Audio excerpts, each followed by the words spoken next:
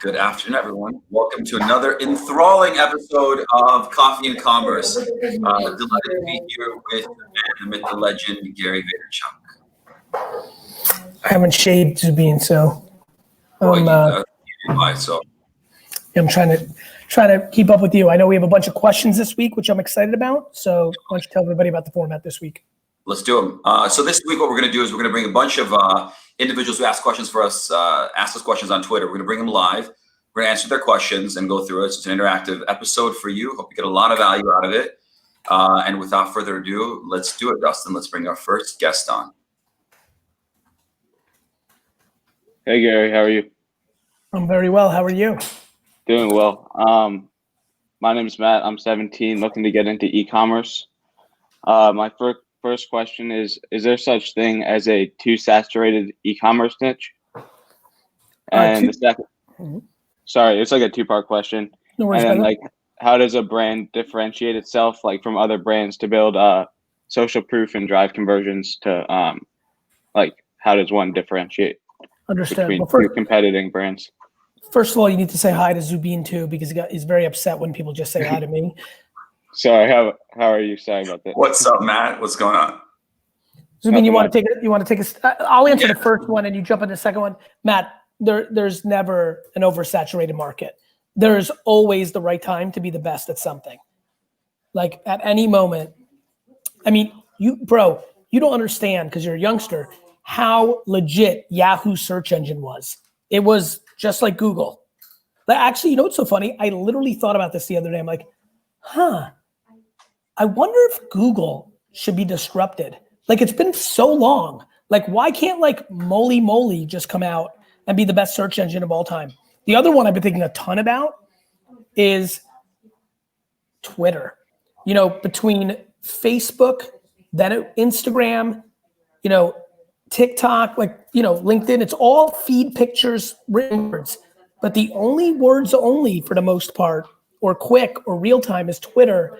I think both Google, search engine, and Twitter are companies that are potentially disruptable over the next decade if somebody comes along and does something incredible. So if I believe that about Twitter and Google, the hell do you think about what I think about an e-commerce category like t-shirts or hats or cannabis or whatever? Zubin? Yeah, totally. The other part of it is, Matt, too, you're talking about niche, right? You're talking about a very specific niche. If this was back in the day, 10 years ago, 15 years ago, you lived in a specific town, you'd be like, are there enough people in this town that I can sell this niche product to? The reality is, to Gary's point, first of all, there's millions of consumers buying online. E-com is only growing. E-com sales are going to reach 800 billion this year, right, in the US. When you take a look at all that, what you realize is that there's a phenomenal amount of opportunity. But the thing to understand is who you're selling to and why. What Gary talks about a lot, and we talk about in meetings as well, is around content, understanding your audience and being able to produce content and creating an environment for them that's real and legitimate for that audience. And I think that's really the key when we're talking about niche. I'm of the personal opinion, we get a lot of these questions on Twitter and whatnot about drop shipping. I'm not big on drop shipping myself. I prefer products that have some meaning, some category. You're building it for a purpose. Real quick. I'm sorry to interrupt, Zubin. I think Zubin's right in the macro, but I will say this because I think Zubin, you're in a new world where your words carry a ton of weight. So the hedge is super important. I know exactly why you said drop shipping you're not in love with because you're thinking chess. I think you'd probably agree with me that if you're a kid with $850, doing a little bit of drop shipping is a crazy learning curve, right? Right? I just wanted to make sure because I know who's listening and how, and I know and you bring it up, absolutely, to your point, Matt, right? Matt, if you want to spend a little bit of money, you want to learn the business, drop shipping is a great way to do it, right? What I'm getting at is, and we're talking about scaling businesses and whatnot. I looked into that, and the thing with it is you can't have control over shipping or customer service. Correct. And you're completely coming from China. You're completely vulnerable, Matt. But when you have $900, and you really want to be e-commerce, the alternative is really Flip Life.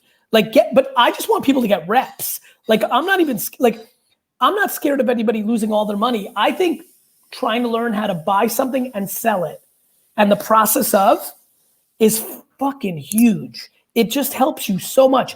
I believe the reason that VaynerX, the company that holds VaynerMedia, holds VaynerCommerce, is going to win the whole thing is I'm blindly consumer centric.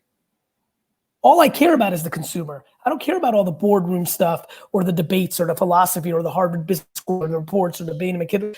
I'm real life, and the reason I'm good at real life is because I do it. Matt, one of the things I learned early on when my father was selling stuff in the newspaper and classifieds and whatever, there was a limited space. So every time he'd have to figure out new ways to say more, cut the stuff, etc. And just watching that, you learn so much from it. To Gary's point, it's all about those reps. You get those reps in, you get better at it. So however you can, get those reps in. Matt, at 17, I would do the e-com business about the number one thing you're into, because it's then more fun and you'll have more energy to do it than trying to fucking thread the needle on the perfect white space. That it's fucking 2020. Everything's being done. Nobody's inventing shit. The white space is, are you fucking better than somebody? Yeah. Matt, great to have you, man. Thank you, man. Thank you.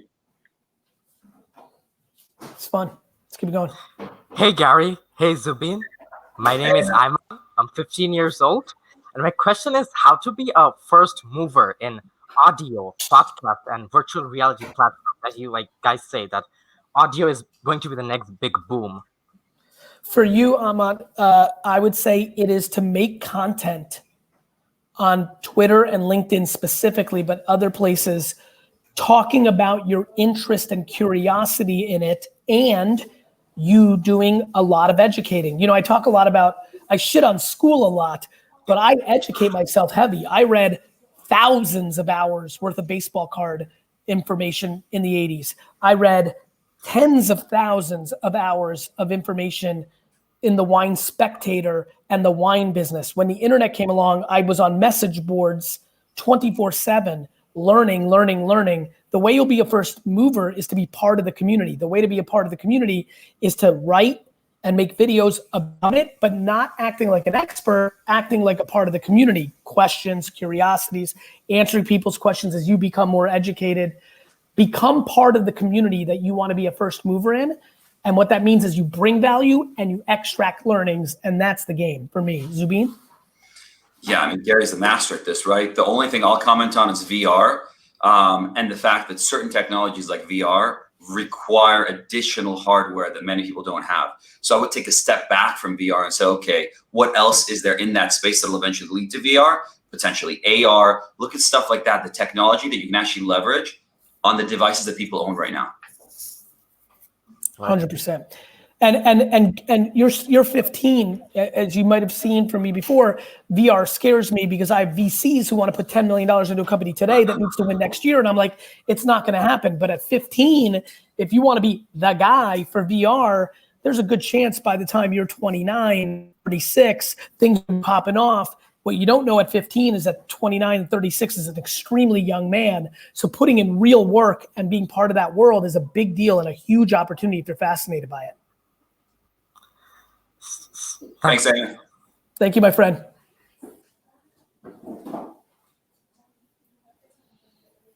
Rico Nick on Facebook. What's good, Brian? Hey, what's good, Gary? What's up, Zubin? What's up, buddy? Hey, thanks for having me. I really appreciate it. Gary, before I jump into my question, I have to tell you this story because I might not ever get a chance again. Please. You held a Zoom call on sports cards about a month ago. Yes. And halfway through, somebody hacked the chat apparently and was sending obscene messages and stuff. Yes, I remember. Yeah, and they hacked it. And then I saw my name up there with the messages going by. I'm like, oh no, what's going on? And then for a second, Gary was like, Brian did. Really, Brian Daniels is bringing value to this chat. Yes, I remember, bro. And then I did, and by the way, I did see you be like, "That's not me." I did catch that on my. Okay, yeah, I love that. That's great, bro. Did you save that clip? That would just be epic. Yeah, I wish I could. I wish I had recorded it, man. Yeah. I don't know if somebody edited it out. You know what? I know somebody. Dustin. I'm sure. Dustin, are you here behind producing? Dustin, find out from the team if we recorded that. I think we did. Let's chop up the part and send it to Brian. Yeah, I think it's on YouTube. Okay, cool. I appreciate that. Yeah, that was a funny moment. So I'm just glad that I actually came full circle and actually got to talk to you. So my question is, I have a product that's fairly unique, kind of niche. We make granola bars using spent grain from local craft breweries. So using the repurposing upcycle angle, And it's kind of like it appeals to different segments: the people that are health conscious, the people that care about sustainability, and people that like craft beer too. And sometimes those intersections kind of conflict. So that I have a lot of people that like the product, or the hook is the beer, or the beer aspect of it, but they want to know if it has beer in it or if it's good for their kids, kind of thing. So, and it is. It's all good. It's not in conflict. You just have to communicate on multiple fronts. I communicate as a friend. I communicate as a wine guy. I communicate as a sports card commentator. I communicate as a businessman, an operator. I communicate in a lot of lanes. People, for some reason, think multiple stories conflict. I think they add on. Okay. I think it's a thesis. I think it's a philosophy. You don't want to mix your message. It's shit you hear from B school people that are making complete judgment based on non-practicality and based on a television world where we're really talking about a commercial and pushing it down. We are now consumer up, not TV down. And so I don't think, why does it conflict? And, some people might care about 2 of the 3, some may care about 1 of the 3. I don't see the confliction. I really don't. And this is a debate I have with a lot of people. Sure. Yeah. Brian, what you might be seeing is you're saying, okay, look, I've got a site, I've got my social. What do I talk about? What do I lead with? What do I do secondarily? All of it. Yeah, all of it. And then what you do is, and we talk about this frequently, but build landing pages for each of those segments. Yes. Drive traffic to those and figure out which one is actually meaningful for you in the long term. Because the other problem too is, for so long, brands were focused on just that initial sell, that they weren't thinking of customers that actually love them and are going to buy their products often and are going to tell other people about them. That's the game now. Forget about selling your product at whatever high return on ad spend, low CAC you're looking at. Find those groups, as you mentioned, that are going to love your product, talk about it, and you can actually build an entire company around them. Gotcha. That's 100%. Like, notice what Zubin said about the landing pages. Companies, and thus a lot of the education, still act as if the internet doesn't exist. Right. I had to make a choice when you walked into my Pop's liquor store what the first display was going to be. Yeah. Yep. And but with your website, to Zubin's point, you can have 3 separate landing pages, and when you make beer content, the URL can point to the beer landing page. They don't even walk in their front door anymore. You just put them into an aisle. That's exactly right. No, that's Love perfect. Let's move it. All right, Brian, I'm glad we connected. We'll Great get to back meet you, Ryan. Yeah, man. Appreciate you. Thanks, Zubin. Before we get to the next person, big shout out to Jacob Mysak. Thank you for saying that. Eric Dyer, thanks for a nice comment. I see all of you. Melissa Lee, what's good? I see all of you. Megan Elon, let's keep it going. Hey, Zubin, Gary, how you doing? Good to see you again, Gary. Great to see you, Dustin. I brought a friend just in case. A beautiful friend. Pistol Pete, baby. Hey, kind of a big picture question, but and maybe this is a little bit extreme, but 10, 15 years down the road, just from what we've seen during the pandemic, but also pre-pandemic, where you see Amazon taking over the world as far as online retail, and you guys are big guys in e-commerce. In 10, 15 years, are we going to walk into a brick and mortar retail store anymore? Are people going to go to office space, or is it going to kind of all move remotely? What are you going to see for retail moving forward down the line? I actually am chomping at the bit to open a physical retail business. Interesting. Yeah, I think people grossly underestimate how long things take. I've learned this is from experience. I launched an e-commerce wine business in 1996. I said by the year 2000, everybody's going to know this is a sneaky mistake that turned into an incredible advantage in building my dad's business. I said in the year 2000, this is why I understand that kids are impatient, because in 1996, when you're 21, 4 years from now is like a high percentage of your life. That's like 20% of my life. That seemed like a long time. Yeah. So like in year 2000, if the Y2K bug doesn't destroy us, right, everybody's going to walk into every store in the country and know the price of everything. I already kind of had a hunch of smartphones. I was like, your phone, this is embarrassing to say. I was like, people are going to buy a plug-in for a scanner, and they're going to be able to scan the UPC of any item, and the phone is going to tell you. I mean, this is like where my head was at. And so what I did was I literally had a developer run a script for me scraping the 55 websites. There was only 55 other wine stores in 1997 when I had this hypothesis. And there was one big website, Wine Access, and we scraped it. And I knew the prices of every wine in the country, and I would update it once a week, and I would lower my prices in my dad's store. And then a site by the name of Wine Data Searcher came out and mapped it for the industry. And I would price every wine by a penny less minimally than everybody else, and became the cost leader because I had this great fear that by the year 2000, everybody would know the price of everything, right? Mm-hmm. And so what ended up happening was I learned how to run a business by having such low margin on 5,000 popular items, and then figured that business out, which was great. And it also taught me the lesson of what you're asking right now. There will be an ungodly amount of stores in 15 years. They may be more experiential. They may offer different value props, but they will be there. Two quick takes for you. One, Gary talking about scraping reminded me when I was a kid, when I was 15 years old, I did what Gary hired that guy to do for a muffler shop, a set of muffler shops in Illinois. And I would go through every single day and scrape the prices of both of their competitors as well as the distributors and find out who they should buy from every day. So that was my job. Second thought, Amazon's obviously the number one online retailer in the US. You know who number two is? Shopify. You combine all of the Shopify store revenues, they are number two. Wow. Why does that matter as it relates to your question? Because what's happening is the move to e-commerce is shifting to local stores. And so local stores are now selling their products online and partnering with like local delivery logistics companies that can actually deliver the product for them. Or somebody buys it online, they go pick it up, curbside. So the retail experience is going to shift and it's going to change, but we all are going to continue seeing each other in person, buying, transacting in person. I think it's just going to evolve. But offices are going to change. For example, I'm locked into my lease pretty aggressively, but I was like, you know what? I would probably buy a storefront right now, a storefront for VaynerMedia, VaynerX probably. I would probably have a storefront on Madison Avenue, Times Square, or somewhere else. I would fit like 50 to 100 people in the office. They would literally come in. They would rotate. But I would create some sort of front-facing thing for just by accident customers or relationships, or to have clients have a coffee there, like have a bar or coffee. Like I can see a lot of offices going to the first floor, creating a front-facing coffee shop or bar for culture, and then on the back have 50 seats, even though they used to have 200, so that they are going to be able to do a rotation and create front-facing by accident awareness and culture. I mean, I've been thinking a lot about it. I think it's a really cool innovation. Cool. So more of a branding play kind of with that, with the branding awareness stuff. Even if you're B2B, why not? If you're a law firm and you got 67 lawyers in a 9th floor of an office building, the world's changing now. Real estate is collapsing, storefronts collapsing. Why not get a storefront now? Yeah.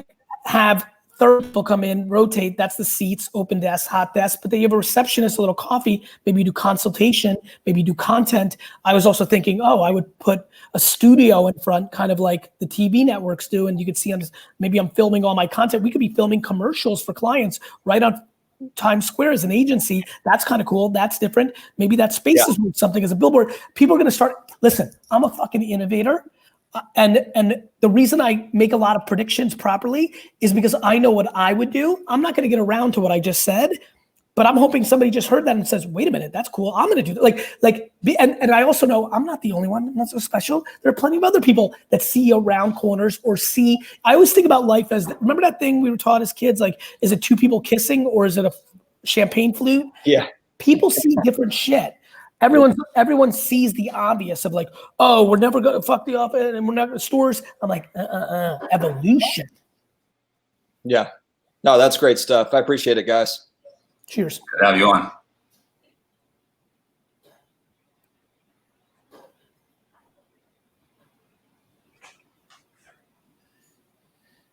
Gabrielle.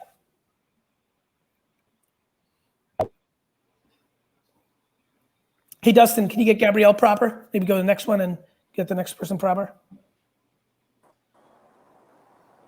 Brad, what's good?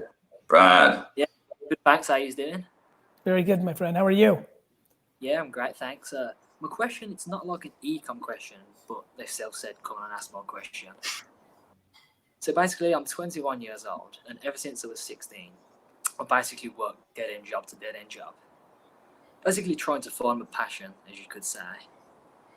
But like, I always seem to try something and think, oh, this is the one, and completely switch around and get bored of it. And like, I just want to find like my passion, but I just don't know like how to go about it, because I constantly think like, I've found it, but like I haven't, if you know what I mean. I do know what you mean.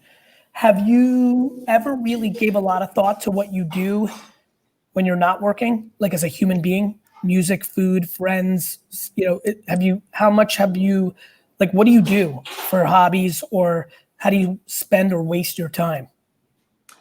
So waste my time rather than spend it, like just. Well, I mean, I think we all spend and waste time, and sometimes the way you waste your time is the insight. You love video games. That's how you're quote unquote wasting your time. Flip it, and that's how your life is going to change. You waste your time watching Netflix all day. Well, maybe you just like content a lot, and maybe either you start a podcast of judging content because you like doing it all day, or maybe actually it's an insight to you being a creator of content. I think people very much struggle finding their passion because they don't think that love are practical. I don't think they've been taught that that's not how you can make money. Yeah, definitely. I mean, it's just because like I think at 21 years old, I mean, everybody else is like around me is getting on with their career. They're not. Well, they're not. Anytime you start a sentence with everybody else, you're already in deep shit. That is the single reason you're feeling pressure. I don't give a fuck if all 19 of your 21-year-old best friends become Mark fucking Zuckerberg and Elon Musk. It has nothing to do with you. They're getting on with it, you think. You don't know if they're crying in their bedroom. You have no idea what they're getting on with. The fact that you're spending time worrying that they're on their way and you're not is going to lead you into a hole of never getting out of it. Comparison is a devastating thing, Brad. It's devastating.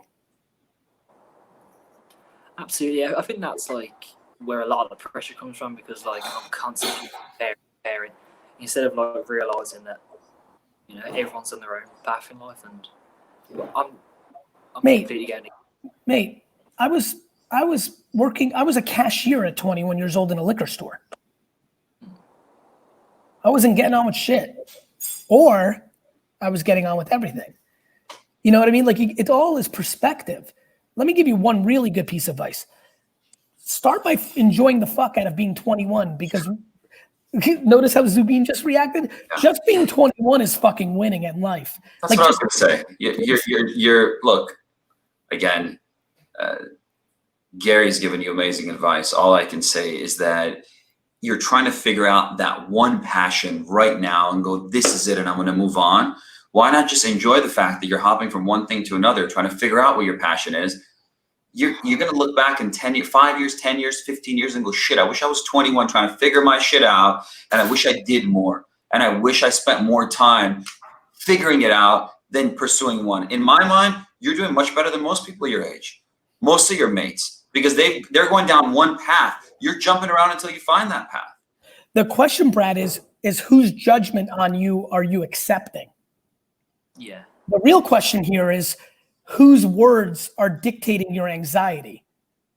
You know, is it your mom, your dad, your older brother and sister, your best friend, your girl, your boy? Like, who's fucking you up with them imposing their insecurities on you and you taking them on?